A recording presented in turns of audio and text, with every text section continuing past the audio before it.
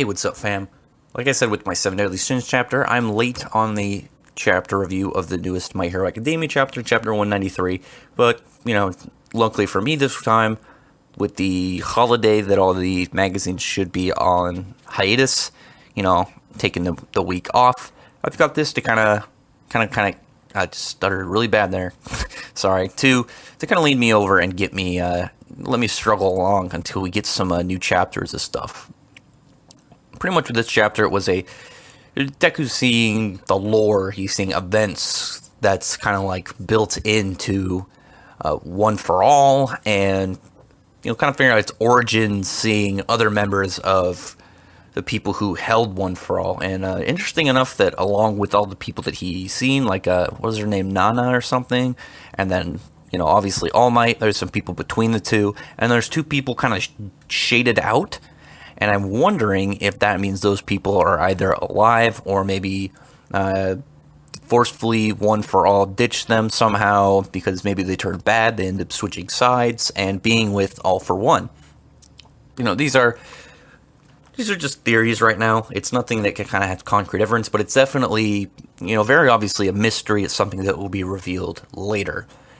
And even though I'm not too fond of All for One, just because his power it's obviously OP.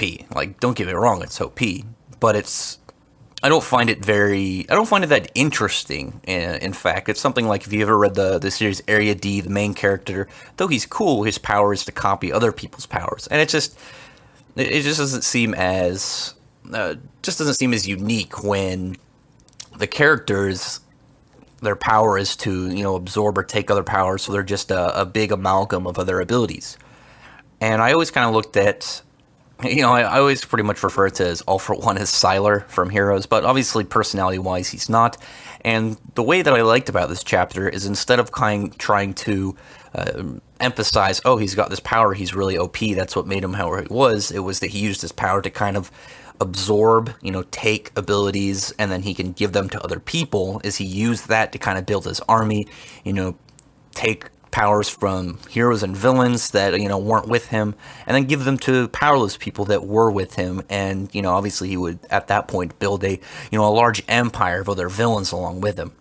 So I thought that was pretty good. I like the emphasis on, it wasn't the fact that his power was OP that kind of put him in this villain position, but it was actually the fact that he was able to, build up a kind of a worship group of others that would follow him for powers, or those who didn't would lose their abilities. So obviously with that, it makes a lot more sense of how he was able to get to that spot. And it's nothing that is just like, oh, he's really strong, that's why he's like that. It's like, no, clearly he's a good villain leader. He knew how to get people to follow him. Furthermore, into the chapter, we get, weirdly enough, with Deku waking up and he's got all these marks on his arms, it looked like he had some erotic rage dream. His bed's all torn up, shit's knocked over. I'm pretty sure I saw a box of tissues on the ground, and now his hand's all covered in marks. He's all sweaty. No, but in reality, it's definitely going to be something, maybe progressing his quirk. Maybe there's something that awakened in him about it. Or maybe it's something that will actually constrict and weaken his quirk until he can find out, something about himself or something important that will otherwise kind of limit what he's able to do, So otherwise, tell me what you think of this chapter. I thought it was an interesting chapter. I thought it was a good kind of follow-up to the last chapter. The last chapter, I was like, why did I even include this when the chapter was supposed to be like mostly centered on Endeavor and Todoroki? It would have been I think it would have been a much better, like, oh shit kind of chapter if they took that last page from the previous one and just kind of stuffed into this one. So you're like, I don't know what we're getting this week. And then we got this kind of like lore stuff.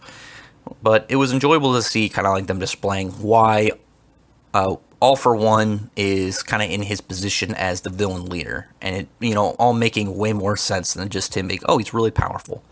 So, like I said, tell me in the comments what you think about this chapter. Maybe subscribe to my channel if you aren't already, but if you are already, thank you very much.